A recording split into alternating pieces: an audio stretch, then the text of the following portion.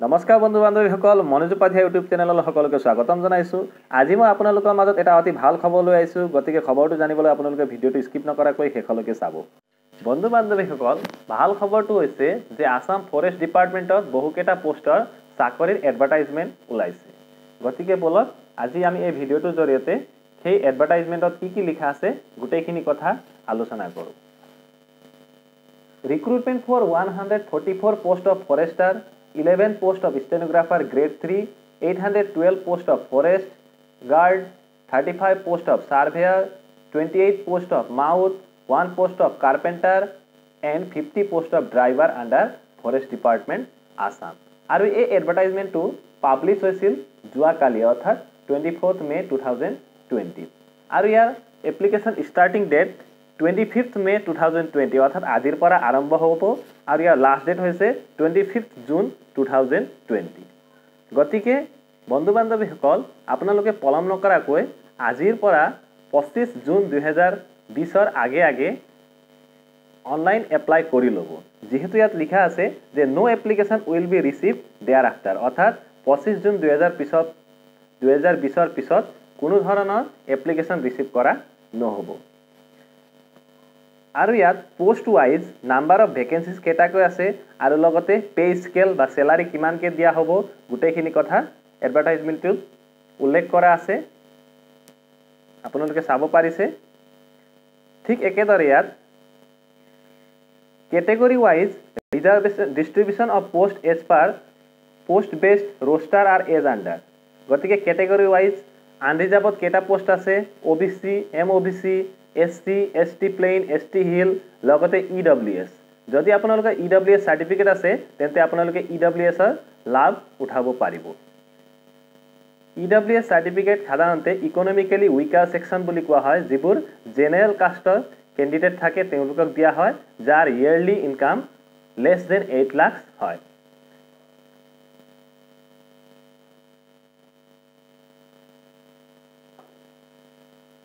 গতিকে আপোনালোকে দেখিব পাৰিছে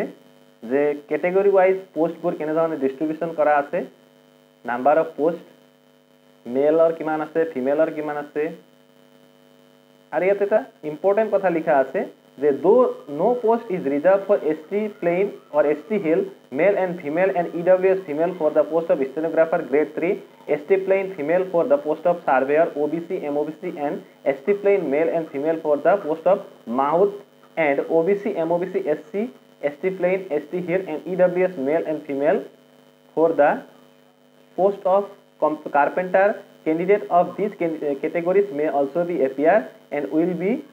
considered for unreserved on merit. তাৰ মানে যিবোৰ পোষ্ট ৰিজাৰ্ভেশ্যনত নাই তেওঁলোকে আনৰিজাৰ্ভত এপ্লাই কৰি আনৰিজাৰ্ভতে চাকৰিটো পাব পাৰিব বুলি কোৱা হৈছে। এতিয়া আমি এলিজিবিলিটি ক্ৰাইটেৰিয়া কি এলিজিবিলিটি ক্ৰাইটেৰিয়া আমাৰ থাকিব লাগিব এইবোৰ পোষ্টত এপ্লাই কৰিবলৈ। নেশ্যনেলিটি ইণ্ডিয়ান হ'ব লাগিব আৰু অৰ্ডিনেলি ৰেচিডেণ্ট অফ আছাম হ'ব লাগিব।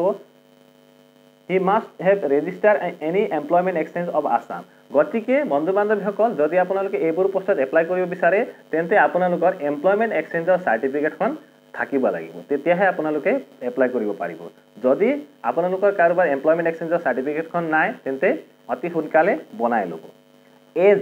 As for forester 1 and stenographer grade 3। গতিকে ষ্টেনোগ্ৰাফাৰ আৰু ফৰেষ্টাৰৰ কাৰণে মিনিমাম আৰু মেক্সিমাম এজ লিমিট কিমান হ'ব লাগিব এইটো দিয়া আছে। Candidate should not be more than 38 years and less than 21 years। গতিকে ফৰেষ্টাৰ আৰু ষ্টেনোগ্ৰাফাৰ গ্ৰেড 3 কাৰণে মিনিমাম এজ 21 years হ'ব লাগিব আৰু মেক্সিমাম 38 years হ'ব লাগিব। ঠিক একেদৰে as for forest guard, surveyor, mahout, carpenter and driver তেওঁলোকৰ কাৰণে candidate should not be less than more than 38 years and less than 18 years। গতিকে মিনিমাম 18 years আৰু মেক্সিমাম 38 years হ'ব লাগিব।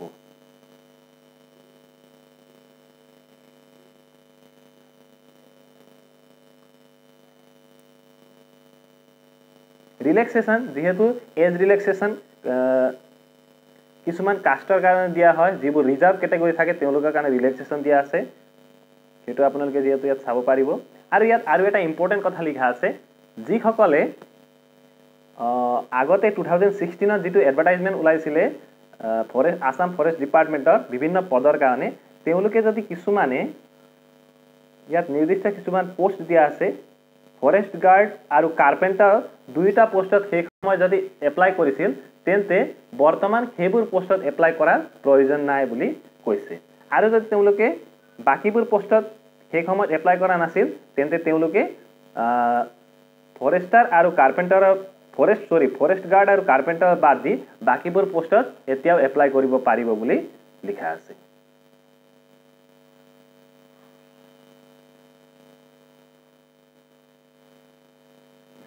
গতিকে বন্ধু বান্ধৱীসকল আপোনালোকে এপ্লাই কৰিব যোৱাৰ আগতে এডভাৰটাইজমেণ্টখন প্ৰথমতে এবাৰ ভালকৈ পঢ়ি চাব যে এডভাৰটাইজমেণ্টখনত কি লিখা আছে তাৰ পিছতে এপ্লাই কৰিব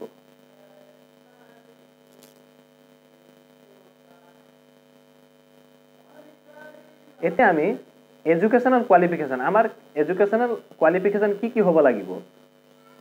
এই গোটেইবোৰ পোষ্টত এপ্লাই কৰিবলৈ প্ৰতিটো পোষ্টৰে এডুকেশ্যনাল কোৱালিফিকেশ্যন কি লাগিব সেইবোৰৰ বিষয়ে এতিয়া আমি আলোচনা কৰিম ফৰেষ্টাৰ 1 কাৰণে bachelor degree in any discipline from a recognised university or any examination declared equivalent by the government গতিকে degree bachelors degree BA BSc বা BCom কৰা হ'ব লাগিব ফৰেষ্টাৰ 1 কাৰণে এপ্লাই কৰিবলৈ তাৰপিছত stenographer grade 3 graduate in any stream from a recognised college or institution affiliated to recognized university with having national trade certificate in stenographer from ITI in Assam or any other institute recognized by the Government of Assam or Government of India with a 80 word per minute in English stenography গতিকে degree pass কৰাৰ লগতে stenography কোৰ্সৰ certificate থকা হ'ব লাগিব ITI ইনষ্টিটিউচনৰ পৰা ষ্টেনোগ্ৰাফিৰ course কৰা certificate থকা হ'ব লাগিব ঠিক একেদৰে ফৰেষ্ট গাৰ্ডৰ কাৰণে হায়াৰ সেকেন্ডাৰী পাস হলে হল সাৰ্ভেয়াৰ কাৰণে ঠিক তেনেদৰে বাকিবোৰ পোষ্টৰ কাৰণে বেলেগ বেলেগ এডুকেশ্যনাল কোৱালিফিকেশ্যন আছে যেটো আপোনালোকে এডভাৰটাইজমেণ্টখনত চাব পাৰিব লগতে ফৰেষ্টাৰ আৰু ফৰেষ্ট গাৰ্ডৰ কাৰণে আমাৰ ফিজিক্যাল ষ্টেণ্ডাৰ্ড টেষ্ট কৰা হ'ব গতিকে ফিজিক্যাল ষ্টেণ্ডাৰ্ড থকাটো তাত প্ৰয়োজন height minimum general OBC MOBC SC category কাৰণে 162.56 cm হ'ব লাগিব ফিমেলৰ কাৰণে 150 cm হ'ব লাগিব ঠিক একেদৰে ST হিল আৰু ST প্লেনৰ কাৰণে 153 cm হলে হৈ যায় মেল ক্যান্ডিডেটৰ আৰু ফিমেল ক্যান্ডিডেটৰ 145 cm হ'ব লাগিব তে চেষ্ট ফৰ মেল ক্যান্ডিডেট নৰমাল 79 cm হ'ব লাগিব আৰু এক্সপান্ডেড যেতিয়া ফুলোৱা হয় তেতিয়া 84 cm হ'ব লাগিব weight proportionate to height and age as per medical standard মতে যেটো আমাৰ হাইট যেটো থাকিব সেই মতে weight টো হ'ব লাগিব এজ আৰু হাইটৰ অনুপাতে weight টো হ'ব লাগিব তে ফৰেষ্ট গাৰ্ডৰ কাৰণেও ঠিক একেদৰে চেষ্ট টু হাইট হ'ব লাগিব 163 cm মেল আৰু ফিমেল ক্যান্ডিডেট 150 cm হলে হয় ঠিক একেদৰে চেষ্টৰ ক্ষেত্ৰটো দিয়া আছে আপোনালোকে চাই লব এতিয়া আমি এপ্লাই কেনে ধৰণে কৰো হাউ টু এপ্লাই এই বিষয় প্ৰথমতে অলপ চাই লম যেহেতু এপ্লাই আমি অনলাইন কৰিম slbrbasam.in ওয়েবসাইট ভিজিট কৰি তাত যেটো এপ্লাই লিংক থাকে সেই লিংকৰ দ্বাৰা আমি অনলাইন এপ্লাই কৰি লব পাৰিম কিন্তু এপ্লাই কৰাৰ আগতে ইয়াত কথা এটা লিখা আছে যে the candidates having the required educational qualification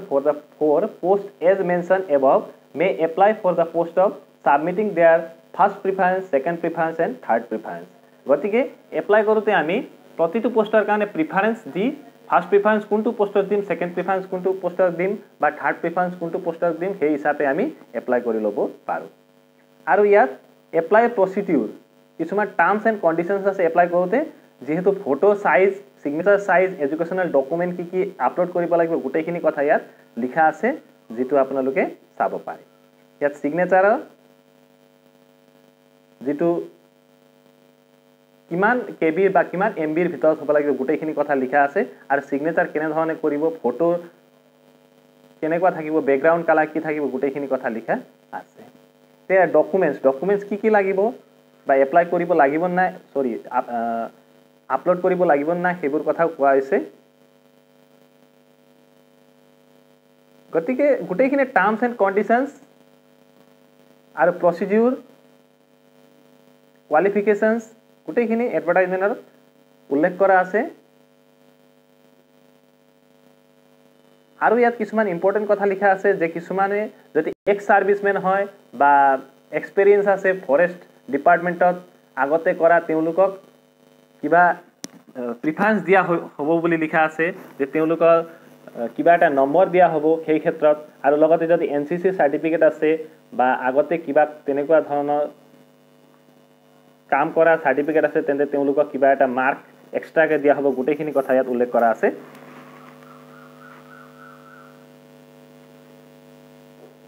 प्रतिटु poster क्षेत्रते बेलेग बेलेग के दिया আছে persons having experience of work in forest department ए आसाओ जदि फॉरेस्ट डिपार्टमेंट आगते काम करा थाके who works 15 years and above जदि 15 बছर के बेसी काम करा थाके तेंते तेनुका 10 मार्क्स एटा एक्स्ट्रा के दिया हबो ठीक एकेदरे जदि 14 बছर পৰা 15 বছৰ ভিতৰ কৰা থাকে তেন্তে 9.5 মাৰ্কস ঠিক একেদৰে যদি